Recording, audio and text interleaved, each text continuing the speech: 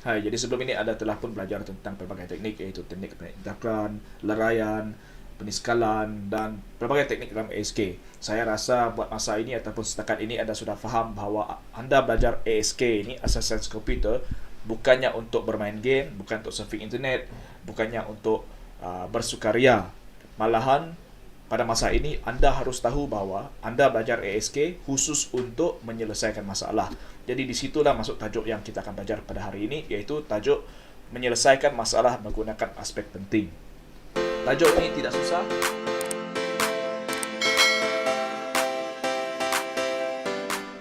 Tajuk ini adalah penting untuk anda kerana dalam ASK ataupun dalam komputer, dalam membina satu program, anda perlu menyelesaikan pelbagai masalah. Itu sebab kalau anda dalam kelas ASK ini dan anda tidak suka menyelesaikan masalah, anda suka lari daripada masalah, mungkin kelas ini tidak sesuai untuk anda.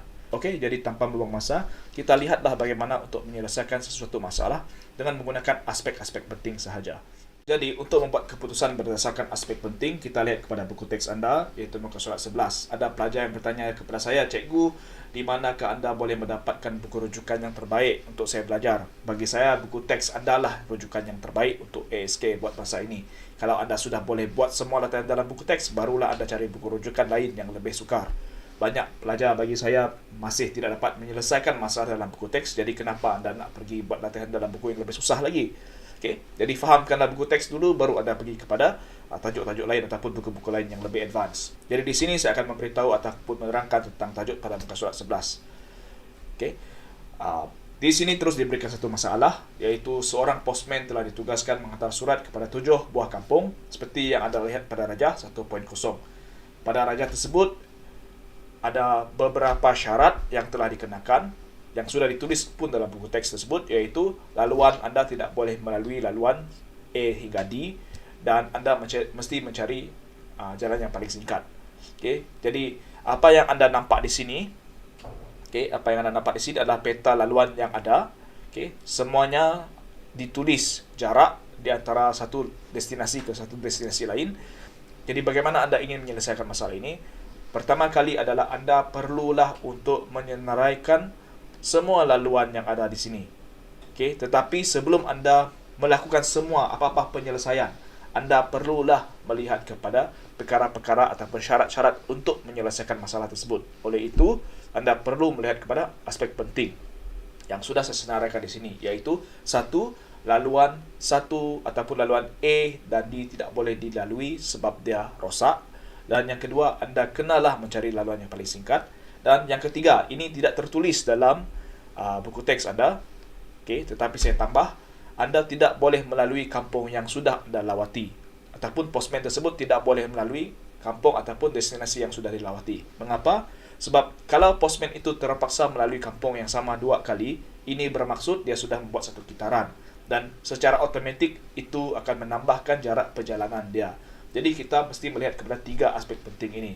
Anda mesti fikirkan ini sebelum anda mulakan apa-apa penyelesaian berkenaan dengan soalan ini, iaitu mencari laluan paling pendek untuk postman itu menghantar surat kepada ke-7 kampung tersebut. Langkah kedua adalah anda perlu menyenaraikan laluan-laluan yang ada. Di sini dalam buku teks disenaraikan 6 laluan yang ada. 6 laluan dengan 1 sudah diberikan jarak.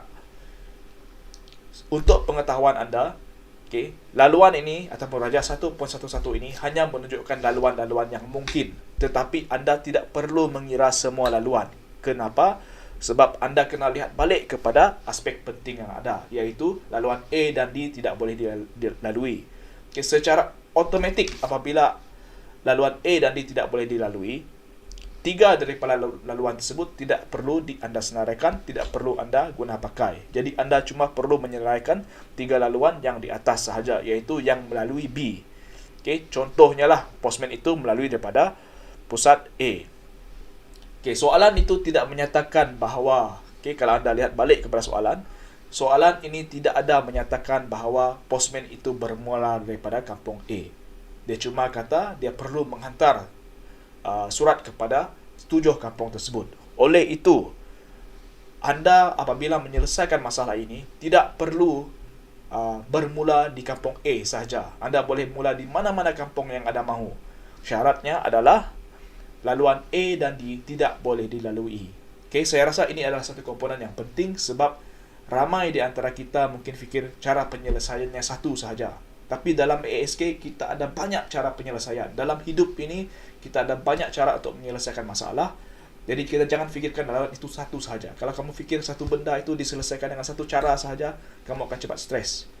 Jadi satu benda banyak cara penyelesaiannya. Cuma lihatlah syarat-syarat yang ada. Di situlah kita masukkan semua nilai-nilai yang sudah Anda belajar sebelum ini, iaitu peniskalan, leraian, kesamaan, semua ini Anda masukkan untuk menyelesaikan masalah. Jadi berbalik kepada soalan di sini, okay, ingat semua ini adalah contoh jawapan sahaja. Tidak semestinya Anda ikut jawapan yang diberikan buku teks. Okay, Anda boleh bermula pada poin C, boleh bermula pada poin E, boleh bermula pada poin G. Cuma pastikan Anda ingat 3 perkara penting ini harus Anda tekankan. A dan D tidak boleh dilalui.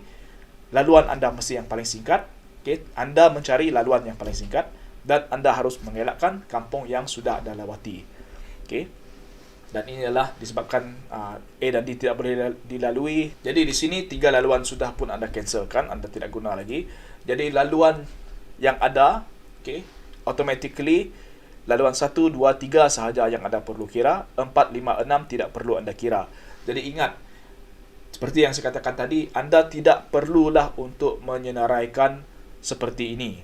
Okay, memang kalau Anda buat latihan, Anda buat exam, perlu ada kotak seperti ini, disusun dengan cantik, okay, dituliskan seperti ini. Tetapi maksud saya Anda tidak perlu bermula pada poin A. Anda boleh bermula pada poin B, boleh bermula pada poin C, poin D, poin E, poin F, sesuka hati Anda sahaja. Yang penting Anda menjumpai jarak yang paling dekat untuk Anda mencapai jarak terdekat untuk postman itu menghantar surat. Itu yang penting. Itu sebab kita katakan tajuk ini adalah mengenal pasti aspek-aspek penting dalam soalan tersebut ataupun membuat keputusan berdasarkan aspek penting. Anda kenal pasti benda yang penting dan Anda buat keputusan untuk membolehkan Anda mencapai objektif Anda dalam membuat soalan tersebut. Okay? Jadi di sini kalau mengikut jawapan yang diberikan buku teks, okay, saya terus terang beritahu saya malas nak mengira. Dikatakan bahawa laluan 2 adalah yang paling cepat. Okay? Anda cuba kira sendiri. Okay? Cuba kira sendiri, lihat betul atau tidak. Dan selepas Anda berjaya menyelesaikan ini, kita terus kepada contoh penyelesaian yang ketiga ini. Okay, saya tahu nampak sukar, nampak rumit.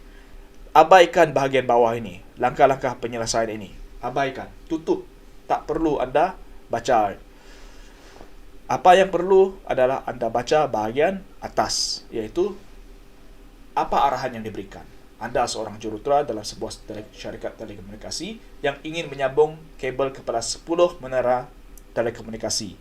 Semua laluan mesti disambungkan, tetapi untuk mengurangkan kos, Anda mesti mencari laluan yang paling dekat untuk menyambungkan semua menara tersebut. Okay? Jadi itu masalahnya. Sama juga seperti yang tadi, Anda perlu menyambungkan semua menara. Yang kedua, Anda perlu mencari laluan yang paling dekat. Di sini tidak dinyatakan mana-mana laluan yang haram ataupun mana-mana laluan yang tidak perlu Anda lalui. Jadi Anda mempunyai banyak option. Okay, boleh mula daripada E, boleh mula daripada J, daripada I, daripada H, daripada A, sesuka hati Anda. Cuma Anda tidak perlu melalui menara yang sama. Mengapa? Okay, kalau menara itu Anda lalui 2 kali, itu bermaksud laluan untuk kabel itu sudah menjadi panjang. Maka itu bukan lagi laluan yang terpendek. Jadi Anda tidak boleh melalui menara yang sama 2 kali. Oleh itu, apabila Anda membuat satu senarai seperti yang ini, satu laluan seperti ini, pastikan Anda tidak melalui menara yang sama. Alright, itu saja penerangan berkenaan membuat keputusan berdasarkan aspek penting. Ingat bahawa Anda perlu membaca arahan itu dengan teliti. Jangan terus buat. Perlu cari apa poin-poin penting, apa aspek penting yang perlu Anda pertimbangkan untuk membuat keputusan. Barulah Anda membuat latihan ataupun membuat keputusan tersebut.